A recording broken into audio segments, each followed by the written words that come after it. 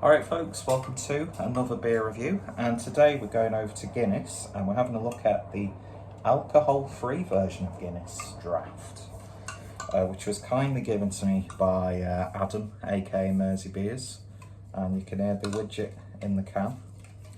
Now I'm partial to a pint of Guinness, and not just in that, oh there's nothing else on, I'll have a Guinness. Sometimes I'm just really in the mood for a pint of Guinness, or pick myself up a 4-pack from the way home from work. Sometimes in a can, sometimes the original in a bottle. Doesn't really matter, I'm partial to a Guinness. So yeah, I'm quite intrigued by this. As I said, this was kindly given to me by Adam, aka Mersey Beers. So let's give it a pour and see what we get.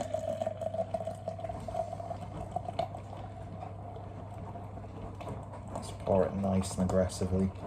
You won't really be able to see the cascading because it's in this glass, but oh well. Oh, look at that. Well, it's certainly appearance-wise and pouring-wise.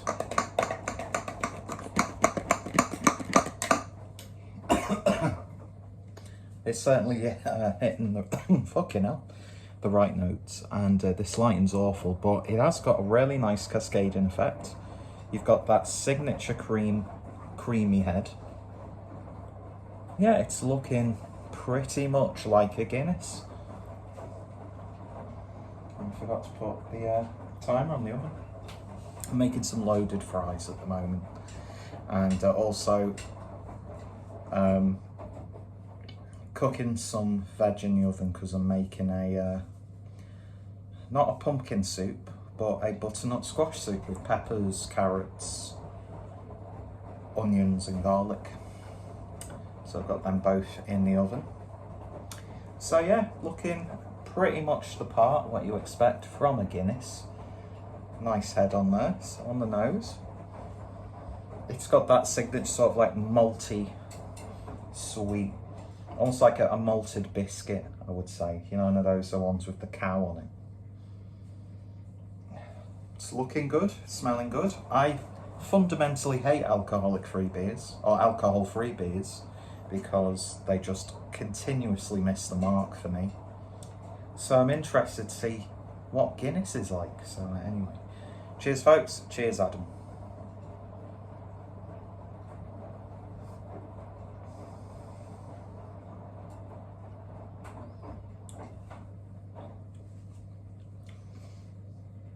Right off the bat, obviously I don't have a normal can of Guinness to compare it with. I know Raggy did a comparison video. But if you didn't know that was alcohol free, you wouldn't really be able to tell. I mean, is it like a little bit thinner than a Guinness?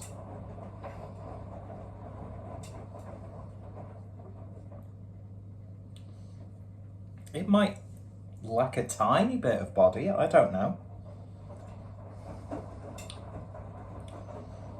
But it still looks, smells, tastes like a Guinness. And I know a lot of people are like, yeah, but Guinness hasn't got a flavour really, has it? It's a nice aftertaste to it. Very nutty on the back end, I would say.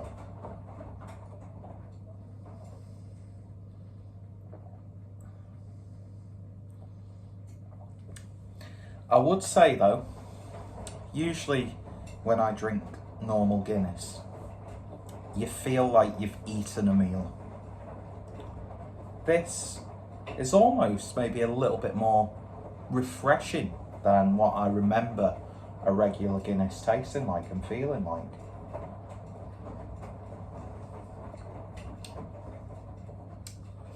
Although there was a nice biscuity aftertaste, there is a slight twang on the back end, which I'm not too sure, because it has been a little while since I've had Guinness, in all honesty. But I'll tell you what, and this is probably going to wind a few people up, but gotta say, probably the best alcohol-free beer that I've had.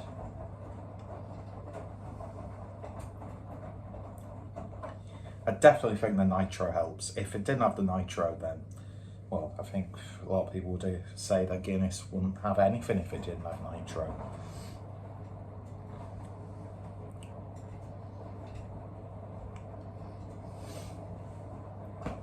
I really can't fault it. I'm genuinely surprised.